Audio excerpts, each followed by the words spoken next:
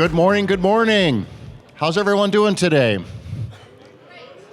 Love it, thank you so much. My name is Craig Gudorf. I'm the VP of Marketing at AVI Systems. I work in our headquarters office in Minneapolis, Minnesota, and we are so pleased to be here in Detroit today. This is one of 4 AVI Live events that we put on annually, and it's our very first time at the Little Caesars Arena here. Can I see a show of hands? Who else is here for the very first time checking out this place? This is beautiful. Oh my gosh, this venue is absolutely gorgeous. I think you're gonna have a fantastic day today, okay? What we have is an amazing tech show down on the show floor here, but it's really so much more than that. And we'll be talking about the Innovation Vault. We have a great keynote address coming up this morning, a panel conversation over lunch. This is really gonna give you a great sense of the depth and breadth of AVI Systems and what we can do for our customers. Okay, so we have a really fun day in store for you today. I wanna make a couple quick introductions here, and then we're gonna get the keynote going. First, I want to bring up Shannon O'Reilly, who's our Regional Vice President. Thanks, Craig. Hello, everyone. Good morning. And can we also give a nice round of applause for Ryan Humble, our Area Vice President.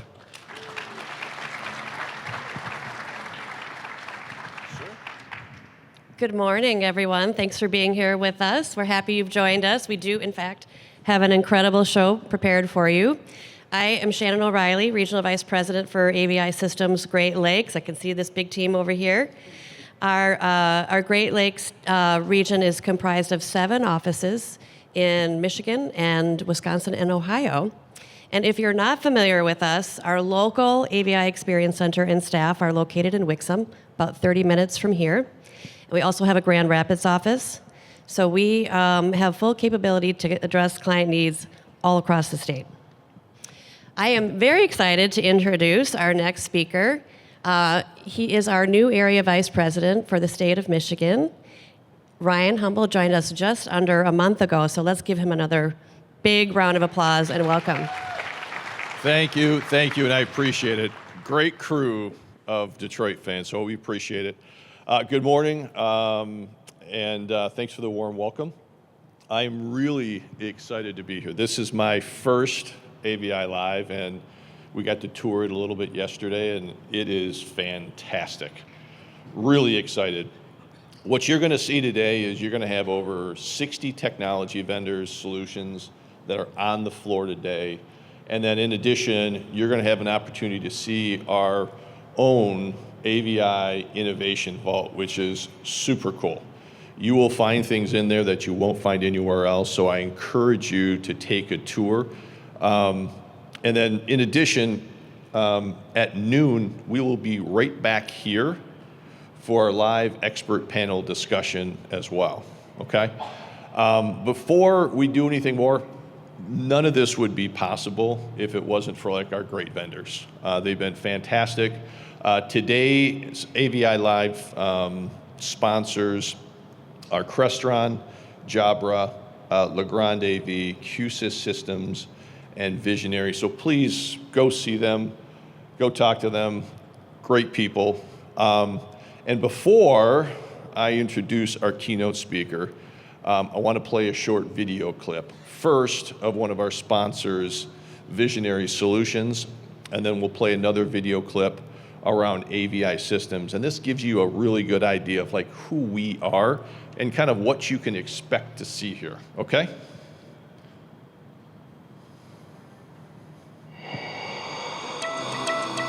We are Visionary, dedicated to solving real-world problems in network audio-video by creating and delivering transformational products and services.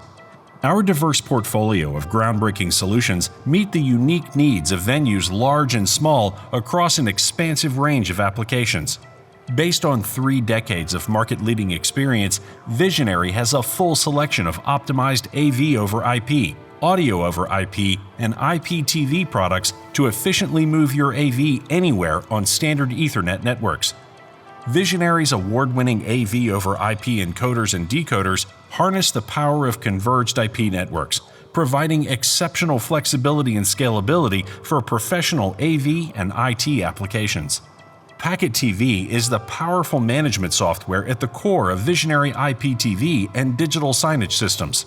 Our audio over IP solutions provide pristine audio distribution over networks.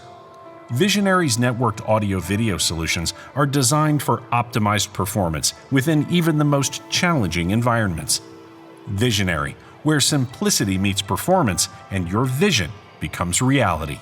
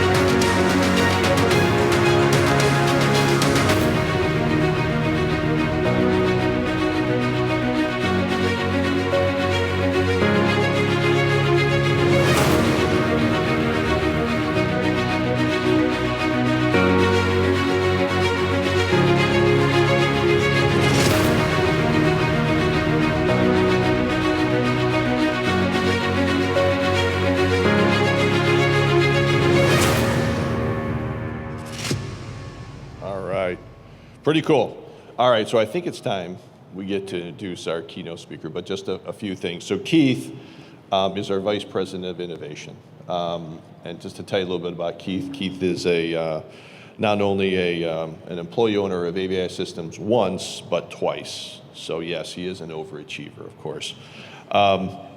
Keith was formerly looking over our audiovisual solutions practice. Now as our leader in innovation, his role is really focusing on enhancing our offers, but also really looking at how we innovate down the line ahead of the curve and before the market. So, having said that, all the way from San Diego, I want to give a nice big round of applause for Keith Yandell. All right. Good morning. Before I get started, I want one more shout out to Visionary Solutions.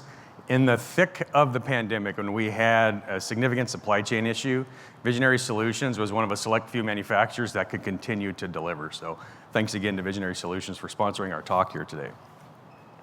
Let's get started. So as Brian mentioned, Vice President of Innovation, and I'm more pragmatic perhaps than maybe others in my position, where I look at how we can produce real solutions to solve real problems, less about predicting the future. And I say it that way because how do we predict the future with how quickly AI is advancing in the marketplace? So really what I call pragmatic innovation. So what we're going to talk about today are real solutions that we can literally get our hands on now to solve the problems we're all facing in the modern workplace. Because we do have some significant challenges that we're trying to work through. Before I do that, I want to give a little background as to how I came to be in this industry, because I think we all have unique stories to tell about how we kind of discovered the AV industry. Because it's not something we probably knew about. It's not marketed well. You can't go to school for it. You kind of stumble into it. So my journey into this industry was, I think, kind of unique and kind of fun. When I was in college, I didn't have a smartphone in my pocket, couldn't go on job boards and find work. You had to knock on doors potentially and find something to make a living with. Well, where I was going to school, across the highway was a small municipal airport. And I was looking for some form of employment part-time, went door to door, and found a job sweeping floors for an aviation services company in the warehouse. Come to find out, their business was buying military aircraft that were taken out of service, and they would, salvage parts out of it that they could resell to other countries that were still using that aircraft, but they would take the front part of the fuselage and make it into a trainer. So as you can imagine, as a trainer, where the windows were, we'd put in video monitors and compute systems and that kind of thing. So that kind of introduced me to this technology that prior I didn't have any visibility into. Well, I literally went overnight from sweeping a floor to cutting a giant plane apart. So what we see here is a P-3 Orion. It's about the size of a 737, so not a small plane. And as the youngest member of the team, I was given all the best jobs you can imagine. I literally, overnight, I went from sweeping floors, boss said, hey, we're short-staffed on a field operation. Can you go out there? Can you help us cut this plane apart? So and this is AI we used to generate this image because we didn't take pictures of any of this stuff back then either. But anyways, crawling below the floor and smoke-filled cramped quarters, cutting hydraulic lines and that kind of thing, laying across the top of the fuselage with trying to keep from sliding off a round surface, holding a saw to cut it all the way around, and then using massive machinery to get it loaded on flatbed trailers and out the, off base, so to speak. Where I really became aware of the industry is back at our integration facility where we would outfit the aircraft with technology. So a little bit about how I stumbled into the industry, and it really gets down to maybe my employer had faith in my ability to solve that issue, or maybe I was an expendable resource, probably the latter, But it's not unlike the faith we're being asked to put in AI today. So we're being asked to extend some faith in AI and what we want it to do for us. So kind of a parallel there to what we're doing. And now we fast forward 30 years to today, and we're hearing things like earn the commute, magnet versus mandate, or create a workplace worth returning to. We hear these things and we ask, are we really competing with the comforts of home when we say things like that? And I don't know that we can really say that, because I don't know that we can win that fight. Because think about what we have at home. We can control the temperature of our homes. We can make it as hot or cold as we like. We have a pantry. Unfortunately, I make too many trips past it sometimes, but we have a pantry outside the home, and really it's work from anywhere. Many of us probably have kids, and we have to balance that full-time job with dealing with our children, and we might be working from our car as we're waiting to pick them up from school or sitting at a sporting event, what have you.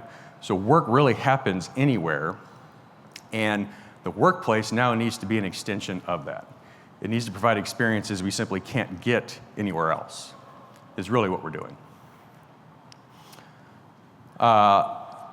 You might look at some of that stuff I rattled off as a distraction, perhaps. In some cases it could be, but it is the reality of where we are. I'll give you an example of kind of my journey in this regard. So I have 3 kids really close in age. Now they're 12, 13, and 14. But first starting out working from home, I was in the corner of the master bedroom with a newborn, a 1-year-old, and a 2-year-old. So I would have gladly gone into the office at that time, but where I was working, there wasn't a spot for me, so I literally had to work from home and just kind of make do with it. That's probably common for some of us here in the audience today, is a really dynamic home office environment. And there's others that have maybe a better home office environment that they do at work. So I'll give you an example of, say, my home office situation today. I have an office by window. My desk is by window, sit-stand desk, single 21:9 monitor. I have really kind of a utopia, if you will. However, there's outside forces that impact that. So I'm seeing some chuckles in the crowd here. An example of an outside force might be so on Mondays is trash day.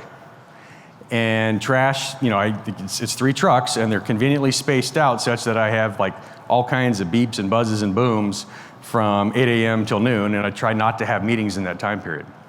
Wednesdays is another day where it seems like everybody band together, and that's when the yard work happens. So I've got leaf blowers and mowers and all kinds of things going on that are distractions. Again, I can't have meetings in those windows. AI does a lot to make it so the far end doesn't hear that, audio AI, but I still hear it, and it's distracting for me. So those days I might choose to go into the office because those are real big distractions for me.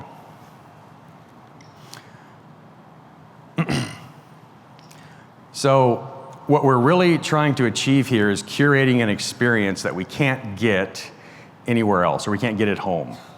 So the workplace now has to align not only the technology, but it has to align the environment and the furniture. There's no place for noisy HVAC systems, poor acoustics, hot or cold, rooms.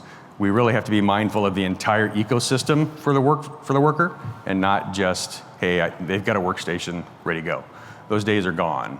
We really need to think about a cohesive experience, and we're going to hear more about that in this afternoon's talk with Jason Roberts and the panel he's leading around things we can actually do and take action from around the environment and the furniture and so on. So why do people come to work? Why do they come to the office? Really, it's community. It's being able to do this right now, that face-to-face conversation. There's really no replacement for that.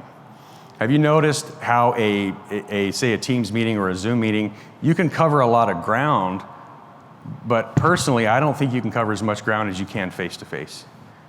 Because we can feed off each other's body language. We can cover more ground. There's an art to stepping in a conversation. You're not cutting someone off, but you're being more efficient with your collaboration. Whereas when you're remote, there's kind of a point where you wait for someone to stop talking before you start talking. And that takes, what you could cover an hour face-to-face, maybe 2 to 3 remote meetings to cover the same amount of ground. So community and consensus and experiences. Those are the 3 pillars why someone would come into the office. When we talk consensus, we're trying to agree on an outcome for a particular endeavor we're doing together. We talk about experiences, that's what I'm talking about when I say experiences you can't get at home. Think about this arena. 20 years ago when you went to a sporting event, did you expect much from the hot dog and hamburger you got at the concession stand? You were there to watch the game, and you needed something to eat, but you were there for the athletes. Now, with our HD displays at home, we have front row seats to all the action with instant replay. We have an experience at home that is vastly better than what we would get sitting in the stands here. But look at what the arenas have done now. The modern arena is full of these boutique eateries and experiences you can't get at home. So that's the draw now. Obviously, the sporting event is a draw, but they have to stack on additional experiences to make it worth our while. So modern work. So what are some of the common areas of friction? When we're talking about creating a workplace worth coming to, we're talking about removing friction, workplace friction. So the technology. As I was talking about earlier, my workstation at home, single USB-C dock. So something as simple as having the same connection experience from my home office to the corporate office. Single USB-C connection, 21:9 monitor, same webcam. That way I can drop right in and get my work done. I'm not fiddling with technology. How do we remove workplace friction? And then others in the office, there are booking experiences now. Should you choose to expose the data, we can find out who else is going to be in the office. Who here has gone into the office only to find it was empty? You do that a couple times and you quickly kind of check out and say, why am I going in? Why am I commuting? There's nobody else there. So should we not consider exposing who else is in the office on my project team and even taking it a step further, where are they seated? We can do that as well. So we can get that community and work on that consensus together through a much more media-rich booking experience. And then quiet rooms. At the end of the day, there's times when we want to focus, we want to get some real work done, or we want to have a meeting and not distract others around us. So myself, I'm a loud talker. When I go into an office, I'm constantly trying to find a quiet spot to go have a call in, because I know I'm distracting everybody else there, even if they have headsets on. So understanding what's available for my entire day, there's heads down work that I need to do at a desk, but then there's meetings. Where can I retreat to a quiet space, 4 walls and a door, to have a conversation? And then available collaboration spaces. So when we talk about consensus, where do we have venues where we can stand shoulder to shoulder, interact with technology in a way that moves initiatives forward? How do we expose those venues to get those outcomes we're looking for in that face-to-face interaction? So lucky for us, there's a ton of innovation here that we're going to see at the show today. Also in our innovation vault that Craig mentioned earlier, we can actually see some hands-on examples of how to tackle some of these challenges. There's been a ton of innovation around these bookable workspaces. And when we talk about workspaces, we need to think about the entire journey of the employee when they come into the office. We have to keep in mind a lot of these employees, and for larger organizations, they may bounce around, call it nationally, and be unfamiliar with the building they're working in. So what can we do to give them visibility into their work area when they come into the building? So is that potentially a wayfinding display that they're greeted with in the lobby? Is that a virtual concierge at the desk they can check in and then get additional messaging as to where they're headed within the building? On top of that, can we get creative with some signage to make it just a more entertaining experience for the employee? So you see these, how many slices of pizza are eaten in the United States every second? Anybody want to guess? It's 350 slices of pizza every second. So that's a lot. And so we talk about wayfinding and other interactive ways to work together. What we're also finding is organizations are shrinking their real estate portfolio. So they're finding that they can do now with maybe 30% of what they had prior to the pandemic because people are so efficient working from home now. So the portfolio that they're keeping, they're optimizing. So they're investing in these experiences, they're investing in these collaboration technologies like you see here, these walk-up spaces where we can do spontaneous ideation, those types of things.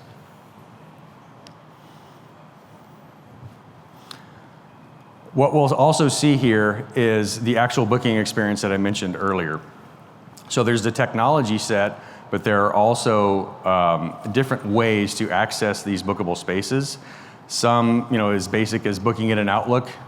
What I'd say is probably the ground floor of space reservation, not a very media-rich experience, but there's now these other options where we get an idea of what's available to me. I can search, I can apply filters based on what technology I'm looking for. Do I want a desk by a window?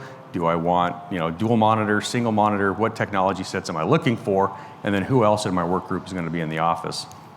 All those things are now available to us in these booking experiences. We also need to keep in mind the two different types of spaces. There's the bookable space, 4 walls and a door, and then there's the bookable space that is in an open office environment. We'll have slightly different technology sets for those two. You've heard me talk a lot about 21:9. That seems to be the aspect ratio of choice that's winning out in the desktop space. Dual monitor used to be kind of all the rage, and it still is for certain applications, but if I look at what's going on across a broad set of customer, 21:9, because of its simplicity, it gives you just enough real estate to have your multiple applications and the efficiencies that come with that, but it decreases complexity because less cabling, less hardware, and so on. It also improves that remote collaboration because your video window can now be better aligned with the camera location, so you're on center, better field of view.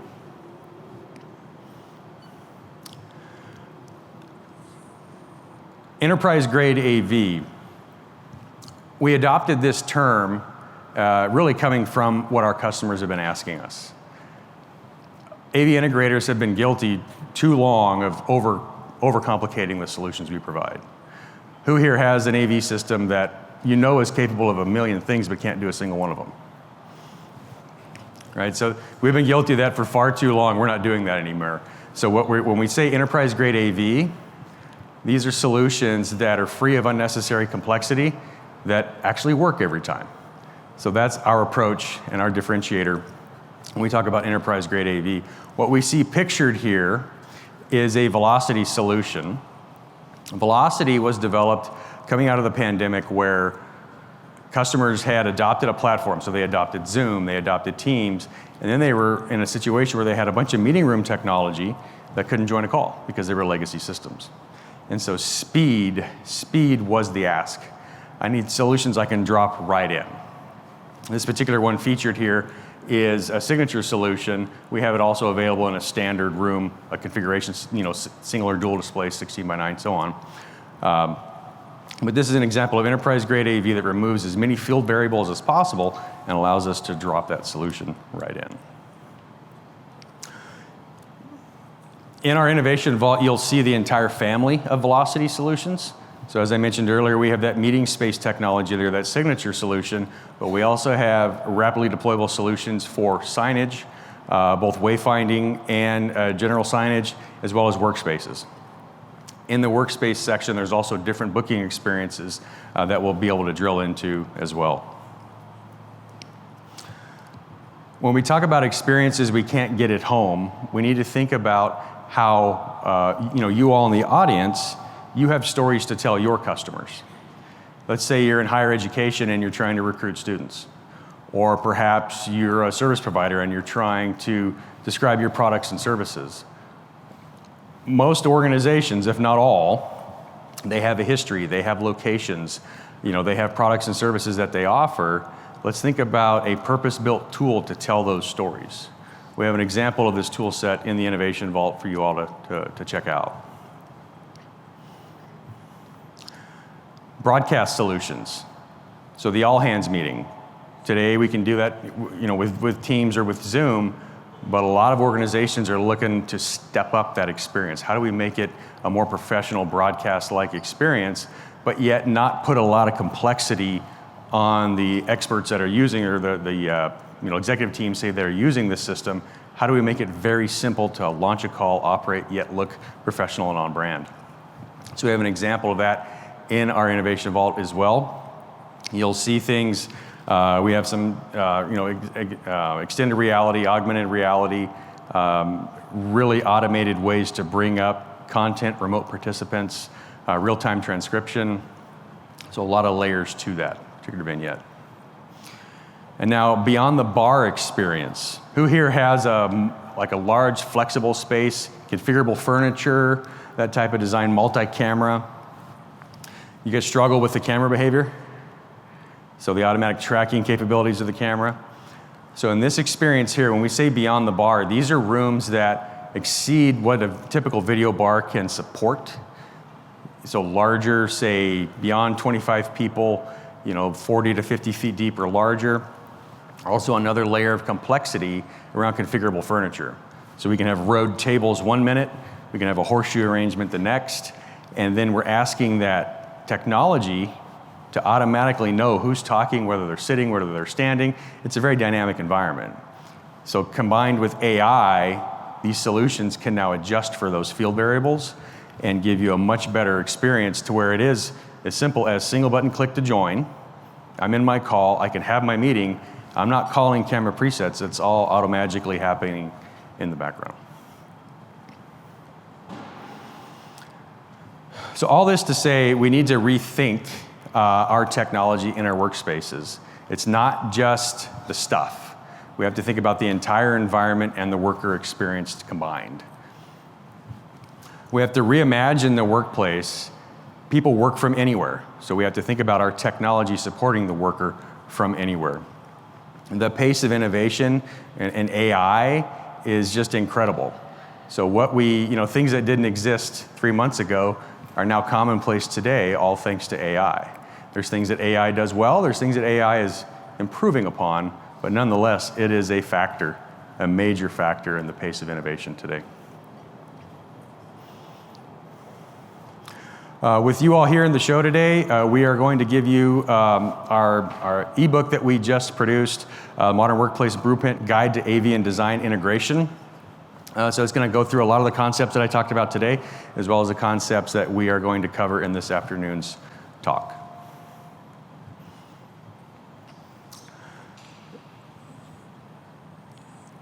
In closing this out, human impact, when we say that, what we're referring to in human impact is human impact at all levels. So not just the user experience of the system, but the support personnel experience of the system. How quickly can we respond and get access to issues the system might be having? A human impact spans all users, all personnel within an ecosystem And that's the way we look at the solutions that we provide. It's always about creating human impact. So that's it. As far as questions go, I'll be here for the next half hour or so before the show gets started. And thank you all for your time.